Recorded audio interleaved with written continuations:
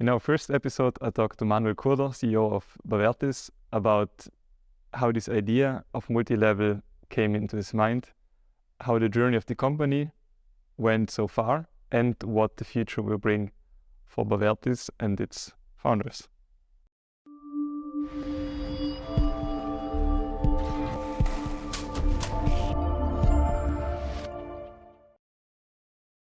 And so I'm sitting here with Manuel Kurder, CEO of BAVERTIS, to talk about the BAVERTIS story.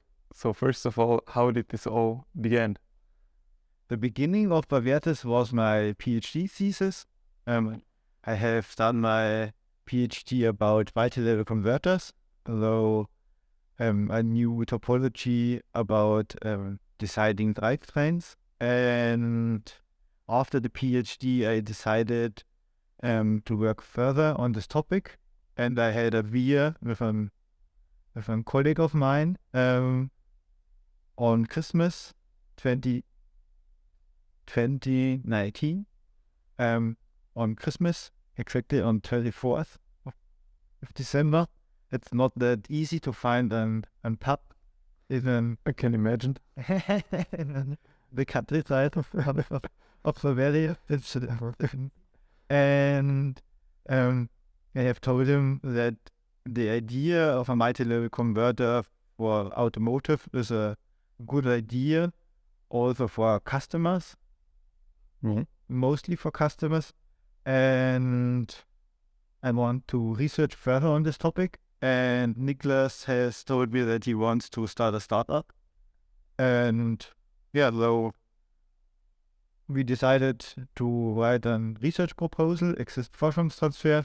It's 800,000 euros for people about 1.5 years. And that was the beginning. So we decided to write this proposal, and I've written it in 3 weeks. So I'm very proud of it, because 3 weeks is not that easy. So you have to sleep in this time. How long was it in the end? Like how many pages the proposal? It was 21 pages. Okay. And with all of the documents and everything, I think 90 papers, 90 pages, something like this. Mm-hmm. And worked out pretty good. And after this period, each other better, because we are sleeping together, we are working together 24 hours. And afterwards, it's clear if it's a good match with your co-founder. For sure. And so we get the account, and after this, I decided to move to Thailand for 2 weeks. Okay. Spontaneous. And then I have written a lot of research proposals, and the chair is gone from 1 PhD to 26 people on the chair during the last 2 years. And each of the research proposals was around BAVERTIS. So there's a guy which is researching batteries, there's a guy who is researching motors. It's all So research proposal regarding PhD students or PhD workers who are like developing also. So, you're not 2 founders, you're 4 founders. And how did the other one? The research started in January, at 1st January of 2021. And then the team has grown with Lukas. Lukas is the hardware developer. And Michi, he is the software guy. So, and me, I have done my PhD. Niklas is the economics guy. And it's a good match, I would say. Sure, a well-rounded team, I guess. So going further, because when you're talking about your university, you're talking about a very specific and not a lot heard about university. You were at the University of the Bundeswehr. The University of Forced Arms Munich. Yeah. It's a special university. I have not known this university for 10 years. I lived 10 years in Munich, and it was not clear for me that there's a third big. Me too. How did this, like, what was the decision behind moving there and not doing the research at the TUM or like, don't know how it So the beginning of multi-level converters was there in 2003. Mhm. Rainer Marquardt and Anton Lesniker did the first paper about multi-level converters in this time. And so my Professor Lai, get the idea from Professor Marquardt and decided to use it as a pulse modulator for magnetic stimulation. And one of his PhD students, Stefan Götz, had the idea to use it as a battery converter. So at 2012, something like this, was the beginning at the university at first arms of this research topic. And when I heard the first time of multi-level converters, it was clear that I have to move to the University of First Arms in Munich. And it's a normal university, but the students are soldiers. Yeah. The normal research guys are all civil. Yeah, civil guys. Very interesting. So like we've stopped at the 1st January 2021. Now we're in February 2023. How big is your team now? How big is also the research, like the research staff working on multi-level and on BAVERTIS related technology? A nice time during the last years. So the chair is grown to 26 persons, and BAVERTIS is 4 founders and 3 students right now. So it's a big team. It totally match. So I think each research group should have its own startup, because for the researchers it's clear that what I'm researching get into some products, not for the trash or something like this, and they see how it can get an impact on the world, in the world. And for the startup, it's an ideal way to get employees in a field where no one knows a lot about, and it's not easy in Munich to find new employees. This is good, and also the research. So if you talk to customers, you can always say, here's a paper, we have researched batteries. So if the impact of modular multi-level converters on batteries, and we have one paper about functional safety. Each topic has a paper, and it's a clearer way to start a startup than in a normal way. Very interesting. Yeah. Where is the technology focusing on? Because you mentioned like the health markets before, but then also automotive. What's like your focus right now? The focus right now is automotive. It changed during the last 2.5 years a few times. So at the beginning we thought about solar, then motorcycles, then stationary systems, then construction machineries. But during the last 3 months, the opinion on the tier 1 side is changing, on the OEM side is changing. I think it's because we did a few podcasts, and also Kattel, the biggest battery manufacturer in the world, has proposed that she wants to do direct inverters. It's not clear what a direct inverter is, but we think it's a multi-level converter. Okay, so very going with the trend then. Yeah, but this is one of the problems. Though Germany had the chance to be first in a new technology, and we didn't use the chance. So it was clear for me, or at the beginning of my PhD, it was clear that it is a big topic. Yeah. And we talked with a lot OEMs, though. Yeah. We have not to mention names, but there was the chance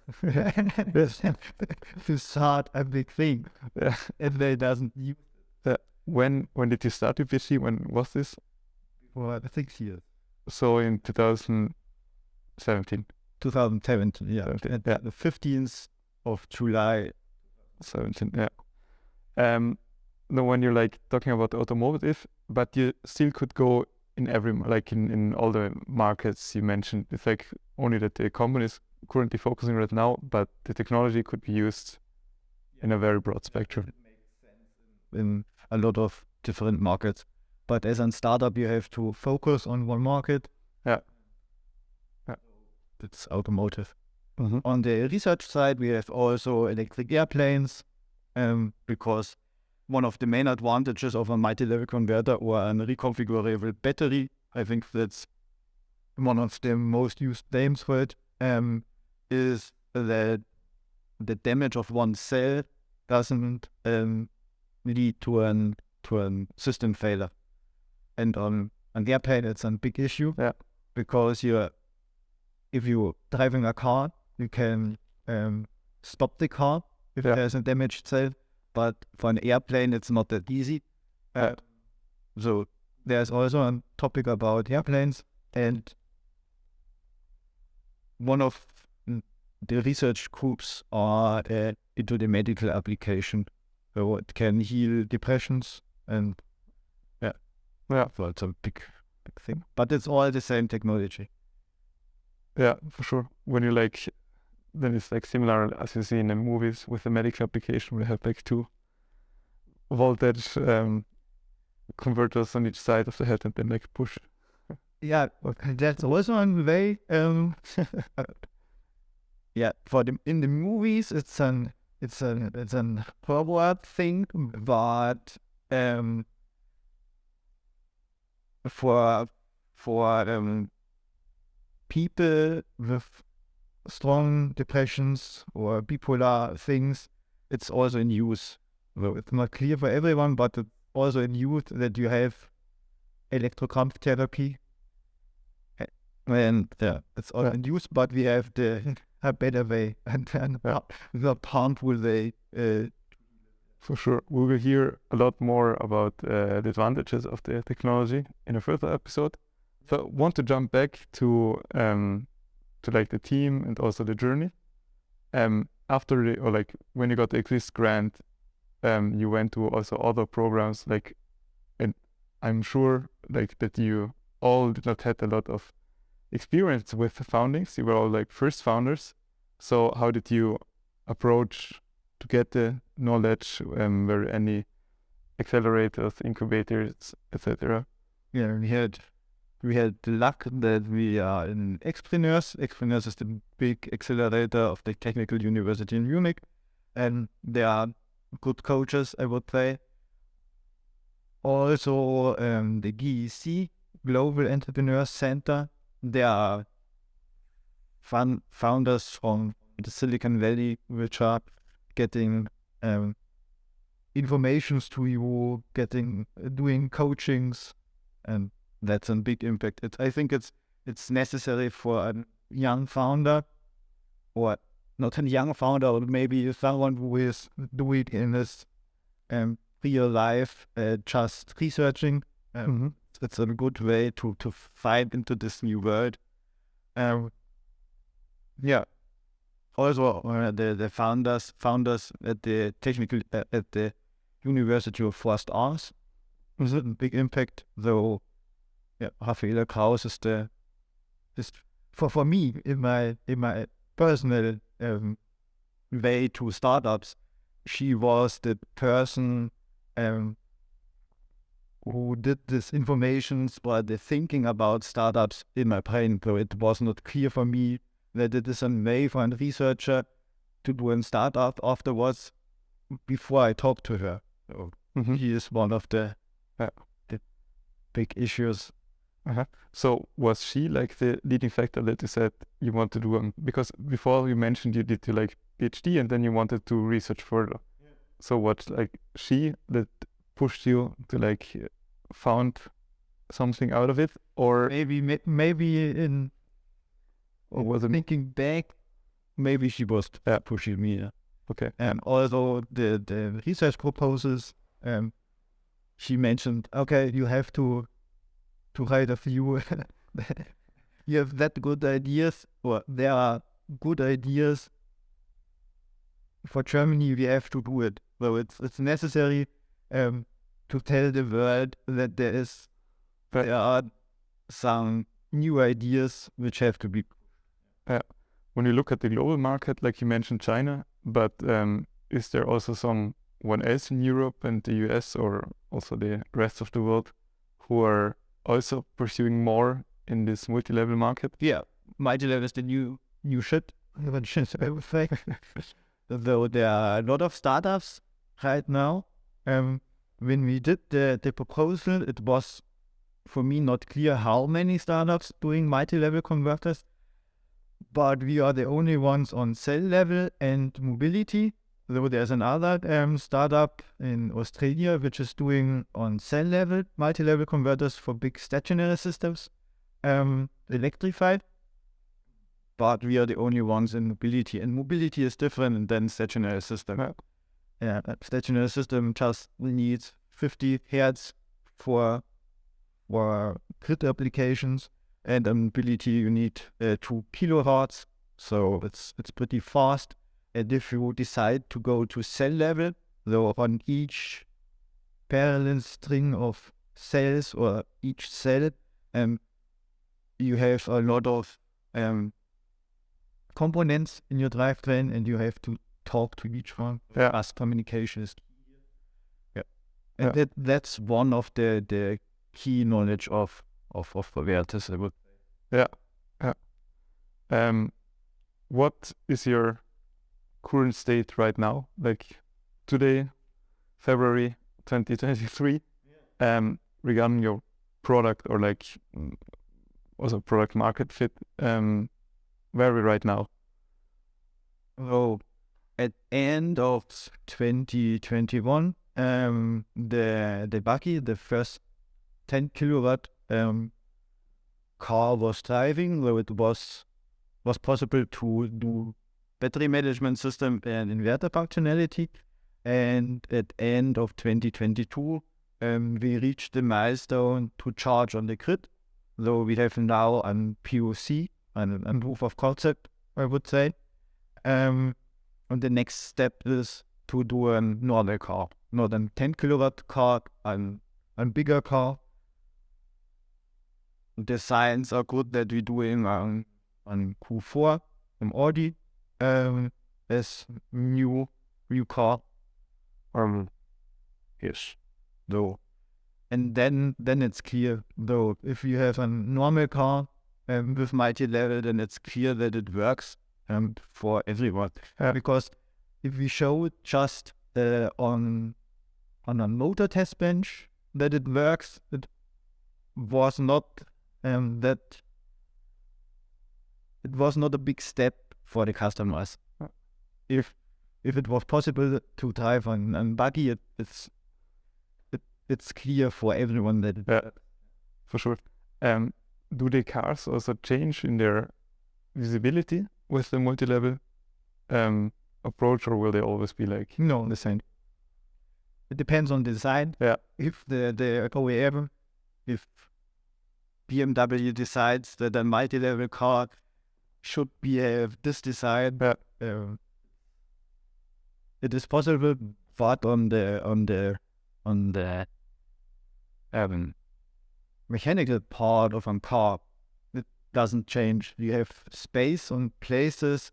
There was the charger and the battery management system and the battery charging box, but this new space would be used for different applications. So maybe a little bit, but you get more space in your car. That's a good thing. On the set side of a battery, maybe we need 3 millimeters, 4 millimeters more, but I think not that it is. Yeah, but it's not the size of a car. That's not a problem at all. Very interesting. So, what's up for the future? What's happening in the next few months? Hopefully, we getting an investment at end of March. Designs are good, though we get an LOI and letter of interest from deal ventures. Yeah, the interest is pretty good. Hopefully we get the money. And on the technical side, we want to build the next bigger car until mid of 2024. And then move into automotive more. And also we here are working a lot with Rivian. It's a startup out of Italy. Though I think you know them. They are building enduro machines, so motorcycles, and want to use our system because it's a factor to differentiate them from other electric motorcycles. Regarding your team, are you searching for further? We are searching, though we are searching a lot for embedded developers, hardware developers. If someone wants to change the world, he has to come to BAVERTIS. Doing or for the humanity, it's a big issue to extend the lifetime of batteries. And with a multi-level converter, it is possible at minimum to increase the lifetime by 60%. So if someone wants to change the world, join BAVERTIS, I would say. Mm-hmm. Yeah. So what does he said? Hardware developer, software developer? Yeah, also AI guys, battery guys, and all around economics. Though searching on at least to make Are students welcome too? Yeah, for sure. For sure. You know it. Yes. Thank you for joining. Thank you for having me. Okay, then I think this is the end of our first episode. Do you have do you have last wishes that you want to add or last words? No, I think join us is the big message I want to tell. For a promising future, often promising futurist. Technology is usable in different fields of deep tech. It's not just batteries, it's depression also. Okay, then thank you.